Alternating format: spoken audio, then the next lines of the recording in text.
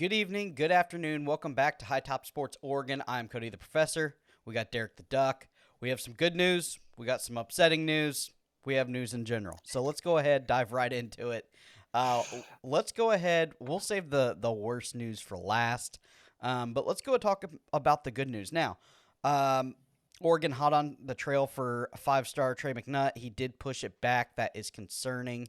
You never like that when you're leading the horse race there when he pushes it back. I think he pushed it back till August, right?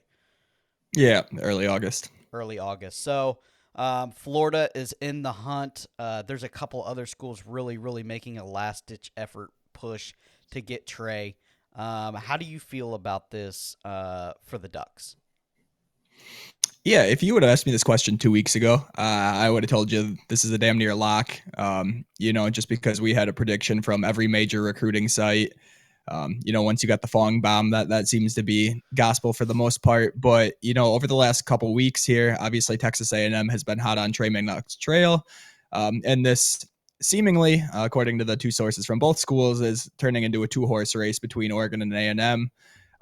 Where this is turning into a true 50-50 battle. So that is a bit concerning. I will say, as to the commitment that was pushed back, it was reported by multiple locations, not just Oregon's, that it was a logistical issue. So that was, the day with the whole IT shutdown and the airfare, air travels, and they're still dealing Wild. with the fallout. Yeah, right. So they're still dealing with the fallout of that. So that had a little bit to do with Trey having some people that he wanted at his commitment actually being able to physically be in person for his commitment. So instead of, missing out on that with some of the family members, they decided to push it back, reschedule the flights, try to get everything squared away there. And I do feel like it kind of doubled a little bit. It gave Trey some more time to consider both options, because Texas A&M was hot on his trail. I should say is still hot on his trail.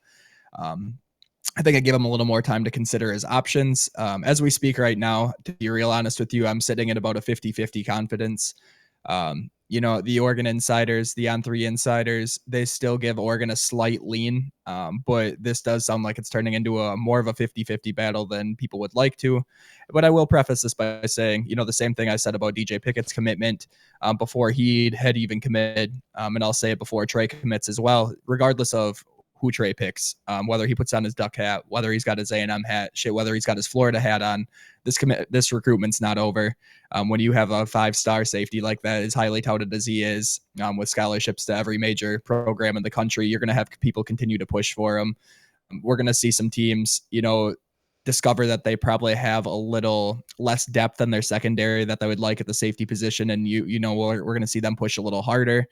I don't expect Ohio State to be out of this by any stretch, just given their track record of what they've done with defensive backs and him being an Ohio kid. Obviously, A&M, Florida, Oregon. But like I said, I don't think this is over regardless. But as we sit here today, I think I'm at about a 50% confidence. I'm gonna say this. This is the wild world of college football. You say, Cody, Texas A&M is leading. Why did you even say Florida? Because you're a Florida guy? No, because Joe Hamilton announced yesterday, their lead recruiter for Texas A&M, that he is going back to Florida. And Joe Hamilton is very respected. These kids love him. He's the lead recruiter on all the big five stars for Texas A&M. He's the inside guy, behind the camera doing the work, texting him every day. That's why I slid Florida in there, because Texas A&M now has lost their lead recruiter and Joe Hamilton. He goes back to Florida. So I think that Florida is in on a bunch of kids that are Texas A&M leans, and I had to put in there Trey McNutt. Trey McNutt also official visited Florida also, so that's why I threw him in there. So when it comes to the recruiting world, it's absolutely wild. And it's one of those things where you can lose recruits, you can lose staff members. It gets nasty with these colleges. How if you were to push back again, how would you feel? Would you be concerned? You know, if he were to push it back again, I don't think I would be crazy concern just due to the fact that, like I said, even if he puts on this Oregon hat, I don't feel a deep confidence that that commitment's 100% shut Yeah, down, he's locked not. in. He's not shutting it Right, down yet. all said and done. So, like I said, regardless of which hat he puts on, whether it be East Coast, West Coast, Ohio, whatever the case may be, I don't think this recruitment's done. So if he does push it back, I do think it's kind of to give him some more time to do his due diligence on these universities. Maybe visit a Florida again. Kind of see what that dynamic's like. Yeah, Probably go back to Ohio State, see what they got cooking up there. Obviously, I could see him coming back to Oregon. Maybe he wants to go back to A&M now that Joe Hamilton's gone. Kind of see if the dynamics changed, kind of how his recruitment's going to be handled on their end of things as well. So, I wouldn't be 100% shocked to see this commitment pushed back, but I believe it's August 4th. Don't quote me on that one. But I do believe once he goes through, with that day, I think he will commit to a program that day. Whether or not he sticks that one out until early signing day, late signing day, whatever the case may be, that's yet to be seen. But yeah, we'll see. It's going to be a wild one, just like all the other 5 stars. yeah, Like you said, recruiting's an absolutely wild, wild west. So we'll see how this one plays out. yeah, for sure. And another thing is with a guy like Trey, you always have a spot on the roster for him. You'll make room. So it's not one. Sometimes some of these 3 and 4 stars, it's like, hey, you're either coming or we gotta go after somebody else because we got fill roster spots. So, but a kid like him or DJ Pickett or any of the top guys, you're keeping a spot open. So Oh, pretty, well, especially with the versatility too. You know what I mean? Like yeah, you can do so much with them. If you wanted to turn him into more of a nickel type of player, you have that flexibility to do so. He's played a little bit of offensive side of the ball. Not saying that's ever going to be the case, but just pointing out to the versatility that he does bring to the table.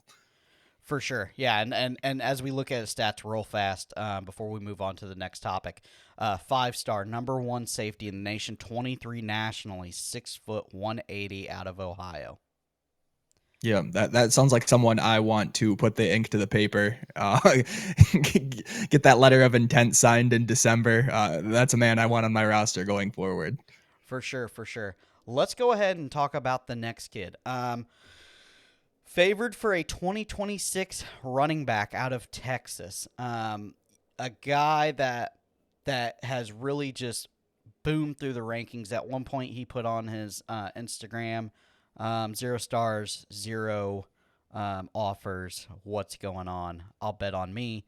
And film got out there, and he's looking pretty good.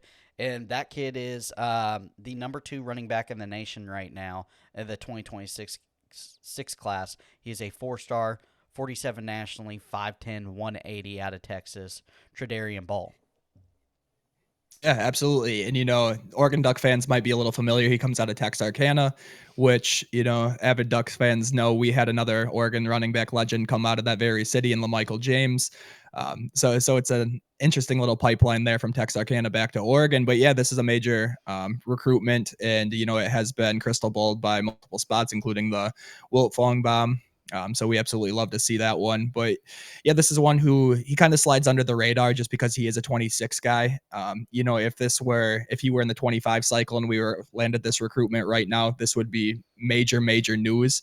And someone who has an extremely high ceiling. So, the value that he has coming into this senior or this year right now, he's got years of growth and development ahead of him. And, like you said, to go from 0 stars, 0 offers, kind of be an under the radar type of guy to be on the national scale, being ranked anywhere between the 2nd and 5th running back in the country, depending on the service you're looking at. This is a home run type of player and someone we'd absolutely love to get the recruitment of. I'm gonna say this.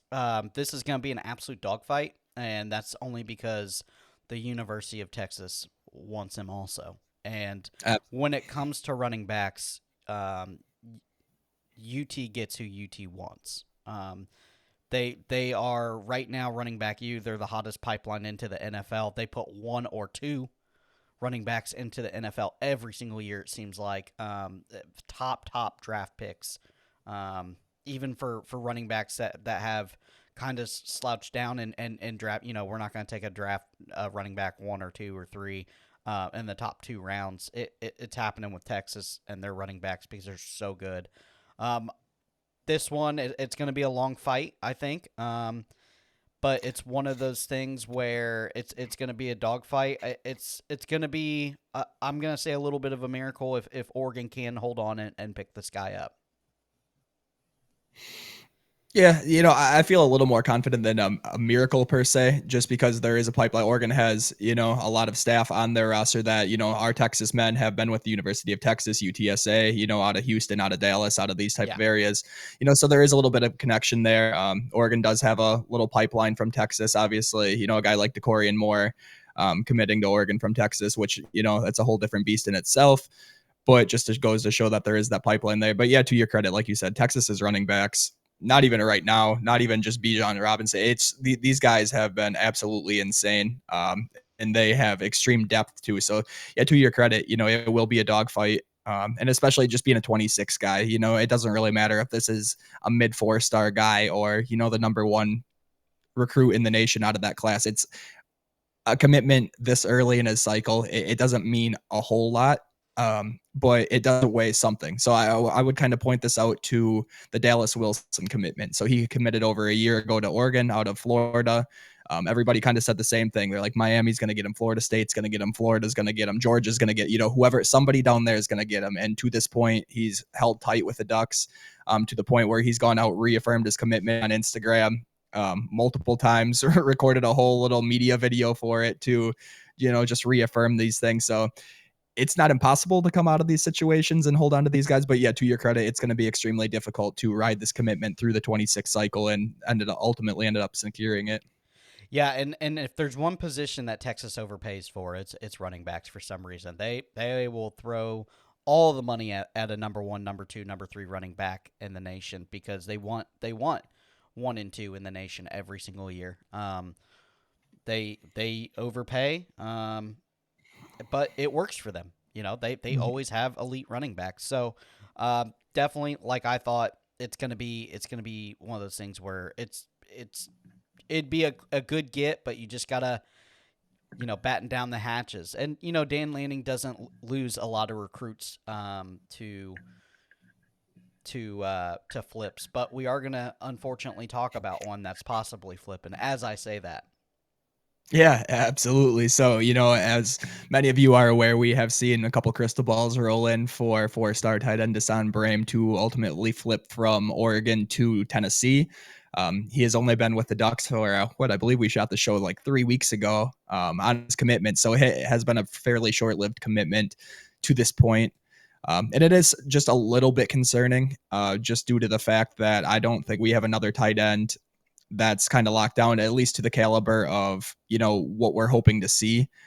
Um, I will say last year's kind of tight end class helps buffer this one a little bit. So if Oregon, swings and misses it, some of their top tier guys, and that ultimately ends up having to settle with maybe they get a 4-star guy who's right around that 300 range overall, and that's just what they're able to bring in. I think it does help a little bit with Kenyon Sadiq being on the roster right now with multiple years of eligibility as well as a tight end class last year. But I ultimately don't think that they are done either. So a guy like Caleb Edwards, who's currently committed to Alabama, out of California, they're very much involved in his recruitment still.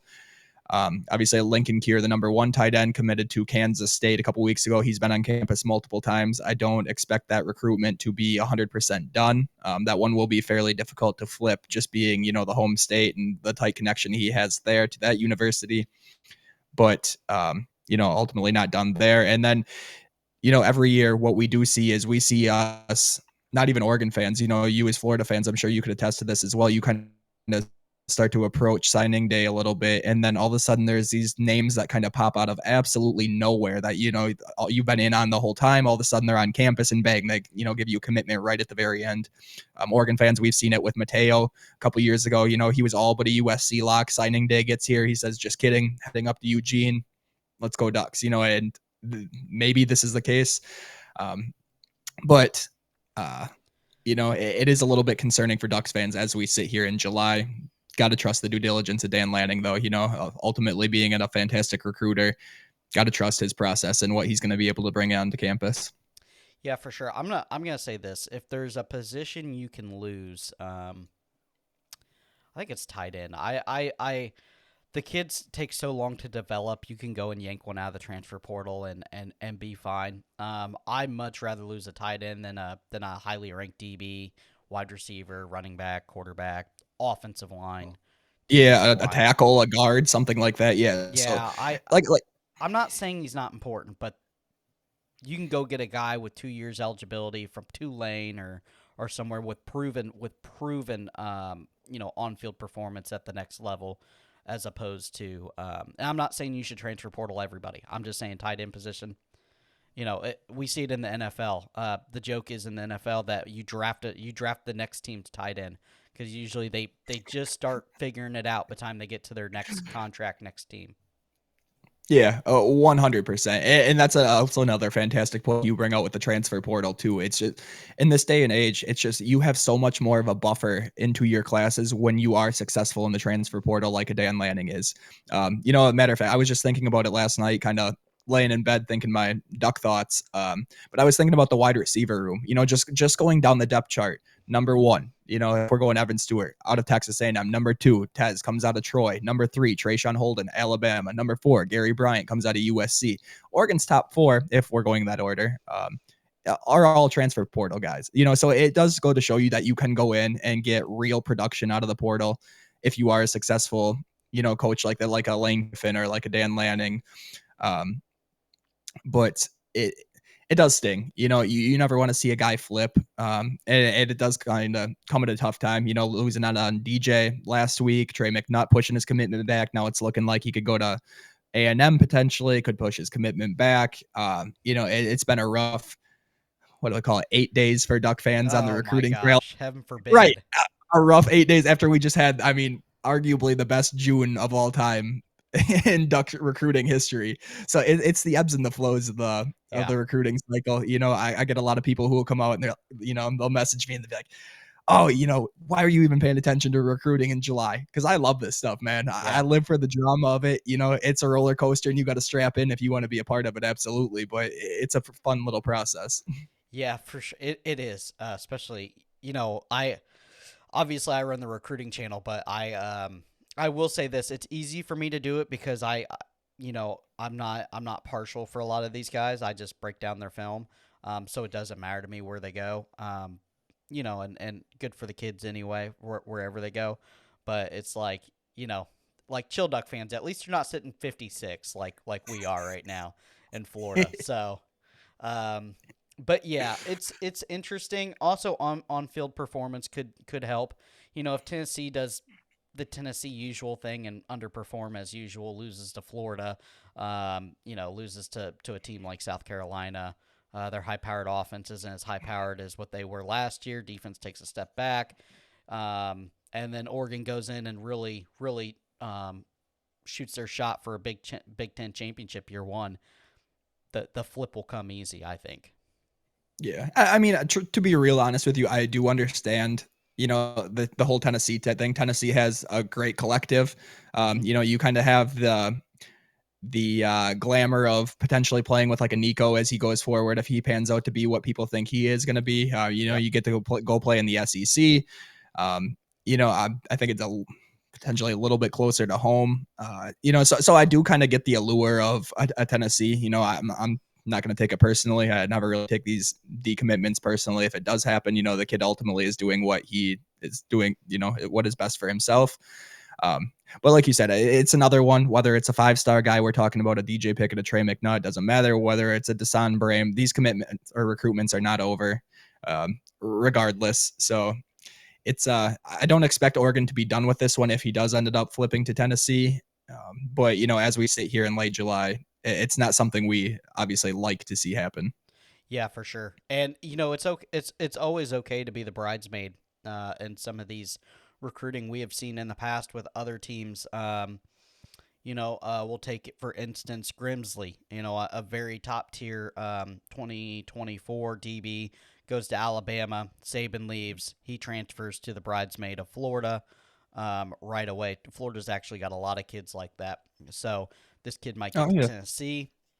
be like, Well, and I mean, think about the Dante Moore too. That's an amazing situation to be in. yeah, 5-star number 2 QB in his cycle, says I'm going Ducks all the way. Hits signing day, says going to UCLA. Well, Duck fans are heartbroken. They said, "Oh, he sucks. This that. We don't want him."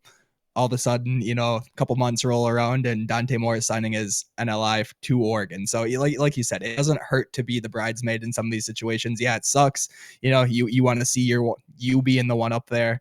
But in reality, sometimes it's not a bad idea to kind of lurk in the shadows for a little bit and just let things play out. for sure, for sure. All right, guys, good episode today. We will be back on probably pretty soon. We got some duck stuff coming down the pipe. It sounds like from our Duck Insider. Sounds like this is not going to be the only episode this week. That is correct. Yeah. So everybody make sure, subscribing, liking, checking back in, turn on your noties. We got some pretty interesting stuff coming up, being media day to day. The very real possibility that we have some great content coming out later today as well. So, be sure to tune in, see what happens. All right, guys, we will see you later. I'm Cody Professor, and that is Derek the Duck, and we are out.